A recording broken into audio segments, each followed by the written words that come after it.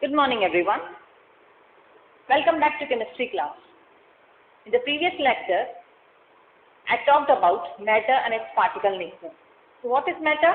Anything that is having mass and occupies space. This matter is having particle nature. And if we talk about physical properties of this particle nature of matter, there are four important points. I showed you activities regarding that point. First one is particles, they are very tiny. Particles, they have space in between them. Particles, they move continuously, this is diffusion. And hot particles, they move faster than cold particles. Then fourth one, last one, they have force of attraction or attraction between them. In this lecture, I'll talk about three states of matter. Let's start. Take anything in your hand from your surroundings. Let's say I am taking this duster. Now what do you see? What do you call this duster as? Or if you take, let's say, water in your hand, what do you call that water as? So this duster you'll call this is very solid, right? Water is liquid. And similarly, what we are breathing is gas, oxygen. So you are well aware about solid, liquid and gases. So there are three states of matter, solid, liquid and gases. That means we can divide matter into solid, liquid and gases.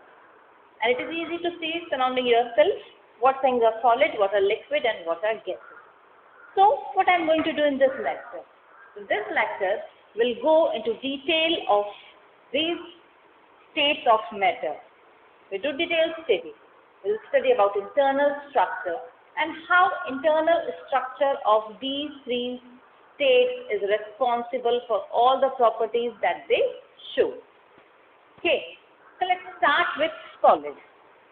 Now, take a solid in your hand. You can take a book, pencil, eraser, rubber, whatever. Okay, so I am having this duster in my hand. Now, this duster is a solid. Why I am calling this as solid?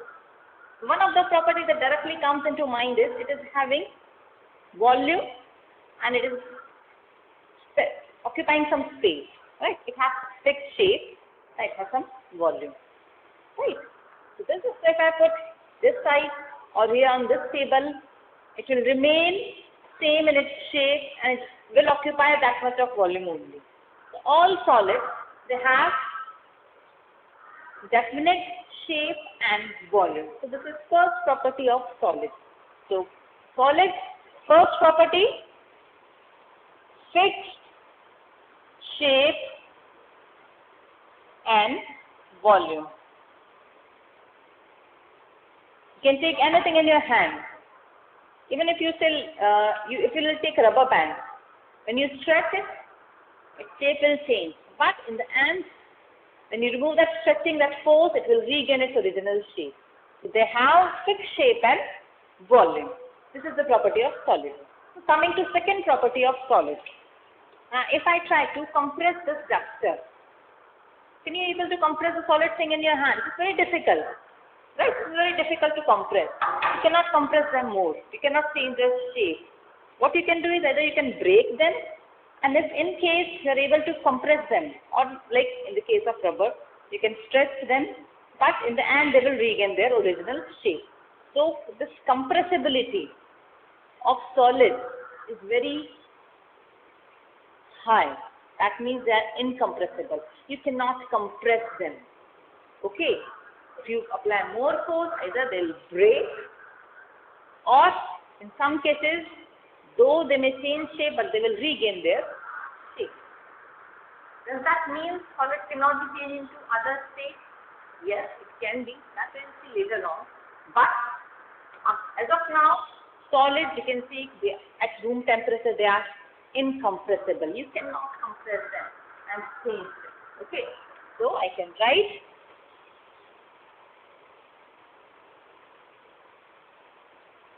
incompressible. Now,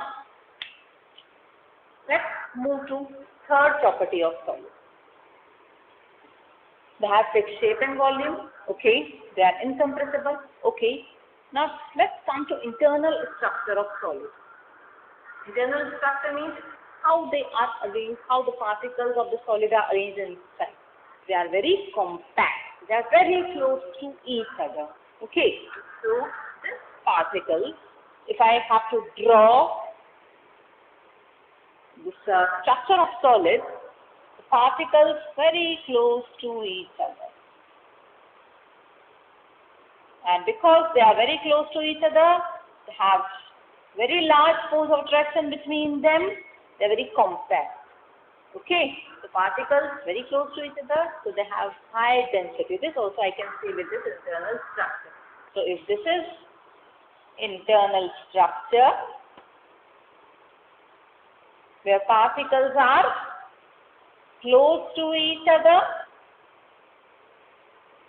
very close to each other, they have high force of attraction, and I can say they have high density.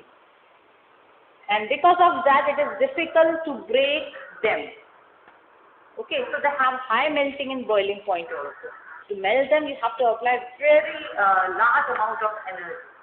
Okay, and that we'll also see when we'll do internal conversion. Interconversion, how solid changes into liquid. So, this is the internal structure of solid. Okay, and this internal structure leads to many of the properties, like why they are incompressible, why they have to shape and volume, all this, so you can see here. Most of the properties of solid is because of this type of internal structure, and this compact internal structure give rise to very large force of attraction. So let's come to liquid. Liquid, so let's see the first property of solid: fixed shape and volume. Let's talk about liquid for this property. Does liquid have fixed shape and volume? Yes or no? They have fixed volume but not shape. Why? Because this you can see by this. This is a simple beaker and a bottle. If I pour water in, now the water is in this bottle. This water is having shape of bottle. If I pour this water in this beaker, now this water is having shape of this beaker, and volume will remain same. Okay, so if I pour 100 ml in this, and this beaker is having capacity of 100 ml, then I can fill it. Okay, so the liquid, what they have is, they have fixed volume but not shape. We can change their shape. And liquid, because you see here, I can pour this liquid into the beaker. It cannot do such thing with solid. So liquid has property of flowing, and that's why liquid is also known as fluid. Okay, fluidity. This is the property, fluidity of fluid. Liquid and gases both can flow, right? You can pour from one container to another. That's why they are also known as fluid. Fluidity, solid, because you cannot pour them, they have property of rigidity. Fixed, it's so rigid, so compact, you cannot change, you cannot pour it. Okay. Now let's come to next property, compressibility. Can you compress water? Let's see. So this is bottle. If I compress it, so you will say, yes, you can compress water. But here, you are not compressing water. Okay. This is not fully filled. You have this much of space empty and you have gas here. That's why you are able to compress it. And in case, if I fully fill this bottle, let's say I have filled this bottle full. Now, am I able to compress it? No, now you cannot compress it. That means water is or liquid is also having property of incompressibility. Okay, you cannot compress liquid. So I can write here same property like this. We'll write here not or incompressibility or not compressible.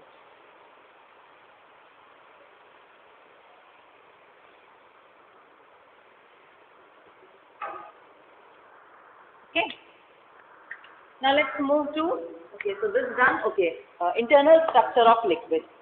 So, liquid, let's assume liquid as a solid.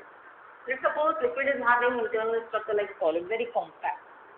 In that case, is diver who is diving into the sea, is he able to swim inside? No, he is not able to cut that water. Okay, if you jump into the water, you can go inside. Why?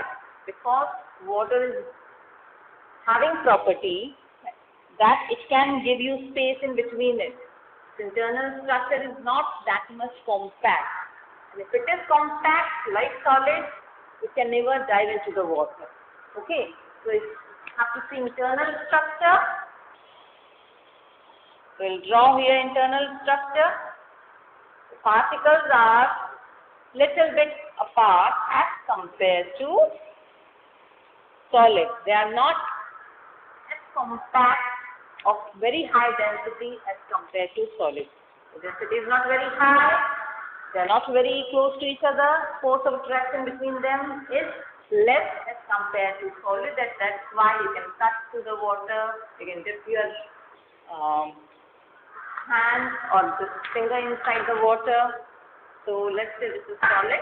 If I try to dip my finger here, no, I cannot, because it is having internal structure is compact. Whereas here, I can easily dip my finger into the water because I can cut through this water. Internal structure is not that much compact. Okay, so let's move to gases. Gases, most of the gases are colorless. But in case if they are not, you can see them flowing. And you know gases are all here, and we are living in this atmosphere which is full of gases, like nitrogen, carbon dioxide. So first property, they are not having fixed volume and shape. Okay, so if I fill, let's say this beaker, if I fill this beaker with solid, so solid, it will take only particular amount of space inside this beaker. Similarly, if I pour liquid, this liquid also, it will fill a specific amount of space here. But if I fill gases or any gas in this beaker, that gas will fill this fill this container fully. Okay, so if I am able to fill this with gas, it will completely fill this container. Okay, so gases, they are not having fixed volume and shape. No fixed volume and shape. And yes, they are also known as lead because you can pour them. Third property, compressibility. Gases are compressible? Yes. Gases are compressible. You can compress them and you can put them into smaller containers. Example, a very common example is the LPG cylinder at your home that you use for cooking. What is the full form of LPG? Liquefied petroleum gas. Okay, so that gas, it is compressed and then you are using at home. Cylinders, oxygen cylinders, they are also compressed gas. Okay, so yes, you can compress gas by applying pressure, or you can say by playing with temperature and pressure, you can compress gas. So they have high compressibility. Yes, gases are compressible. Okay, so what I can write is they are compressible. Now, internal structure. So I think now you can guess what will be the internal structure of gases. Here, they are very close to each other in solid, little bit far apart, and in gases, if you see structure, they are very far apart. That's why they can fill whole space on which they are poured. Okay, the internal structure of gases, force of attraction is very less. They are far apart to each other. Okay, so density is very low as compared to solid and liquid. Hope differences between these three, solid, liquid and gases, is clear to you. And as we proceed in the chapter, I will learn more about it. So one more thing, solid structure, like iron, let's say. Yes, you can melt iron, right? Iron at room temperature is a solid structure. Now, if you have to melt that iron, you have to convert that iron into liquid state. You have to apply very high temperature of about, let's say, 1200, 1300 degrees centigrade. Yes, this much. So, and to just give you a scale, maximum temperature that our body can withhold is 50 degrees.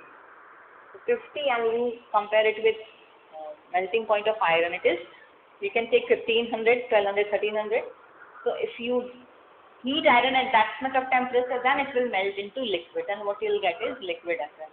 Okay, it is possible to break this internal structure. When you apply very large amount of energy, this particles will get this energy and they start to jump, or you can say vibrate. And when that energy what you are giving is greater than force of attraction between these two, and then bonds will break and they will get converted into liquid. More about this internal conversion of solid, liquid and gases we'll study later on. This much for today.